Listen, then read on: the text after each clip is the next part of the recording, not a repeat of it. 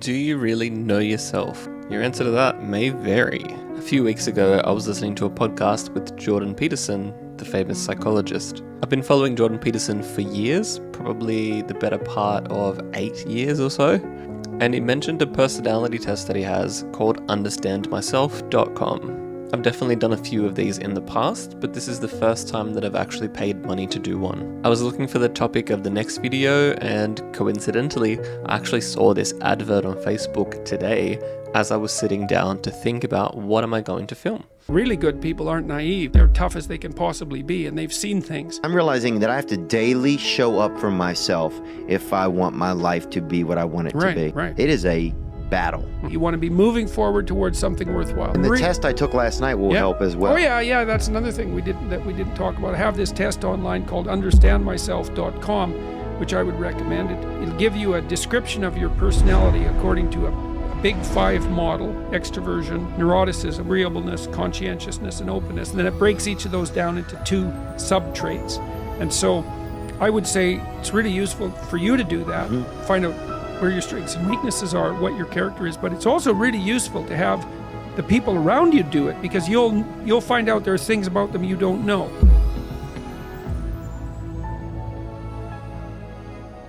Okay, so let's get into it.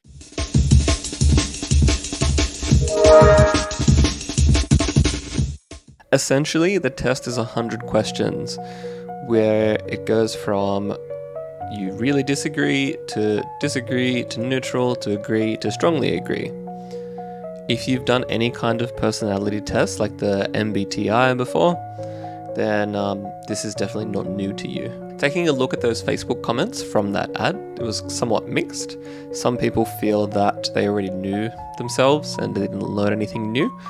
Others felt that they learned new things about themselves and they didn't really know who they were. So results may vary, but for $10 USD, you can't really complain too much. I will say it gives you a really comprehensive report at the end. So it's supposed to take 15 to 20 minutes. It took me over an hour. I will say that I did get distracted by my cat twice and distracted by my phone once. And I also kind of wasn't really just plowing through it.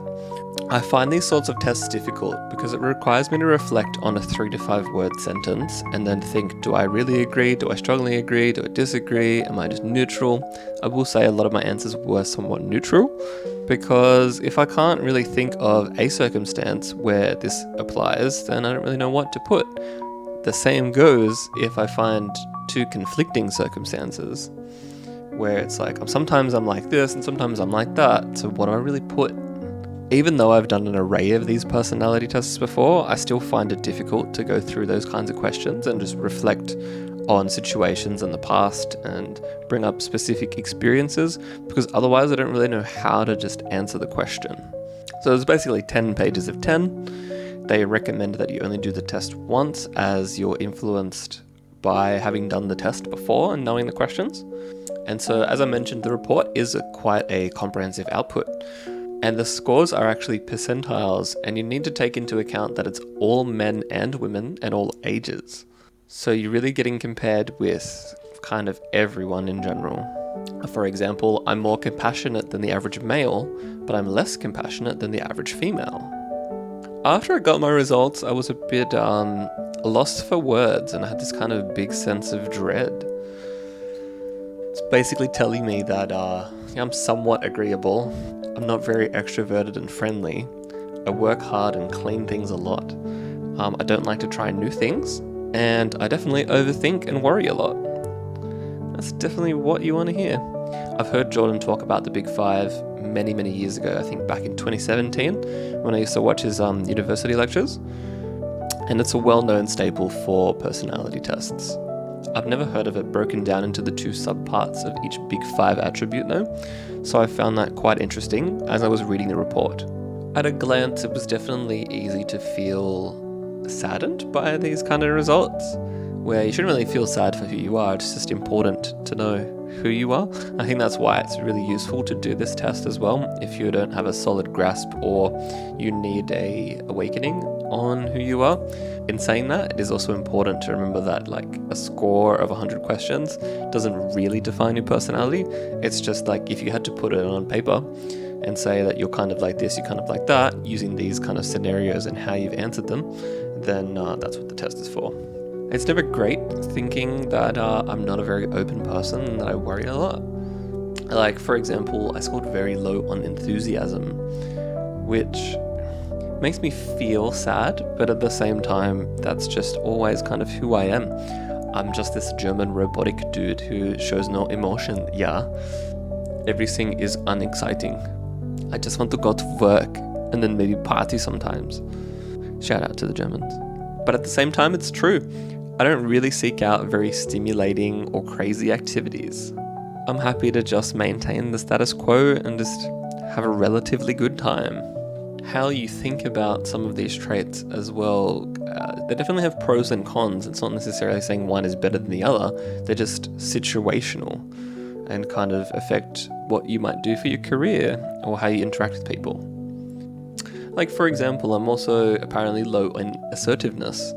So whilst I'm not spontaneous, I'm also not impulsive. As I kind of reflect on these scores, I feel that you're definitely a product of your environment and upbringing.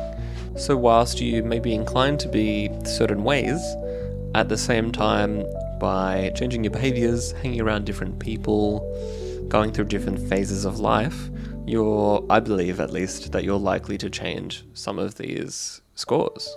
For example, adopting a more carefree attitude over time can be done. I definitely would have scored higher on neuroticism on this years ago. So I do believe that your personality is dynamic and adaptive within reason.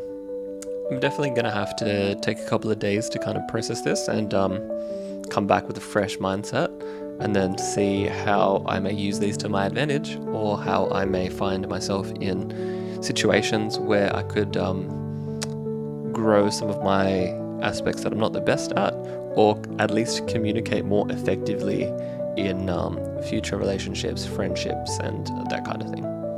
If you've tried understandmyself.com, please tell me your feedback in the comment section. I've also been working on the self-authoring program, which is from Jordan Peterson and a couple of other psychologists, so I'll make a video about that in the future. It's just taking me quite a while to go through it, as I'm kind of delaying it, and apparently that's just a part of my underachieving personality. If you've liked the video, please like the video, subscribe for more content, and stay tuned. Continue to up your life.